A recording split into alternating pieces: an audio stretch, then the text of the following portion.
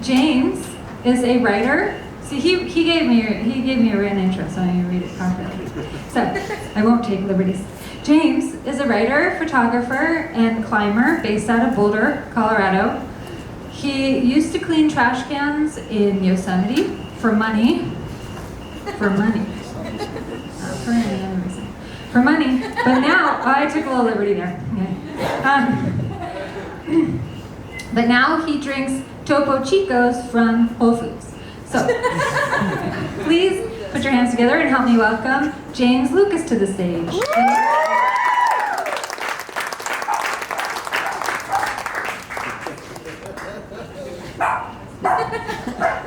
Hey, my name's James. My friends call me Peaches. Got my Peach shirt on. Pretty psyched about that. Thanks everybody for coming to my TED Talk. I grew up in New England. Yeah, it was awesome. I went to school out in Santa Cruz, in California, because I wanted to be some nice, young, rich girl, and then marry her mom. I actually took classes in geology for her. I wanted to be a gold digger.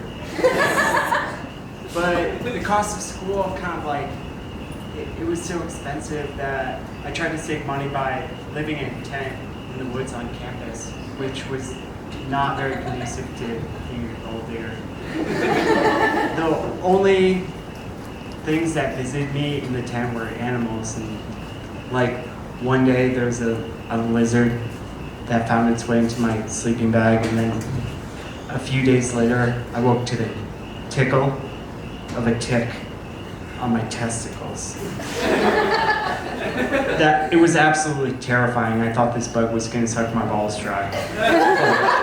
Not fun. And so I was like, if I find one more creature in there, I'm gonna show it no mercy. And so the next day when I saw a worm on my pillow, I got absolutely ruthless. I buried that fucker alive. It was good because like living in the tent, like I was able to save up a lot of money, and I bought this Saturn station wagon, and I lived in that for 5 years, traveling around, rock climbing. I was like sandwiched in between like the wheel wells and a bunch of my climbing gear. It still wasn't that great with the ladies. I mean, do you guys know what it's like to have sex in the back of a Saturn station wagon? Yeah, me neither. It was desperate times, but like, I feel like all that paid off because it afforded me the opportunity to move to Boulder, Colorado, and I got a job working on a climbing magazine, and I started to make a little more money. I bought like a really nice Sprinter van. I started dating. I felt like I was living every dirtbag's fantasy. It was great, but like living in Boulder, I get really anxious living here. I feel like everybody's so athletic. You know, they're waking up at like 5 a.m. to go swimming in Boulder Creek, upstream, and feet first. And then they go to Whole Foods and they spend like $30 on a kombucha because like buying a Topo Chico makes their trust fund look too small.